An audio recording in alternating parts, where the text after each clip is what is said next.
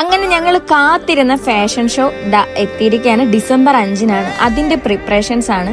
ഞങ്ങൾ ഒരു കൂട്ടം ആളുകളുടെ കഠിനമായ പരിശ്രമം കൊണ്ടാണ് ഈ ഒരു വർക്ക് നമുക്ക് കംപ്ലീറ്റ് ചെയ്യാൻ പറ്റിയത്. എന്തായാലും നമുക്ക് ആ വർക്ക് ഒന്ന് കണ്ടു നോക്കാം.